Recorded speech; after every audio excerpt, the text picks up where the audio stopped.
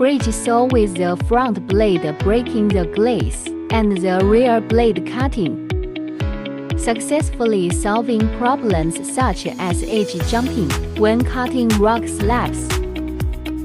It can cut 1.5到2 meters in 1分钟 with one click, positioning to preserve the original edge of the slab.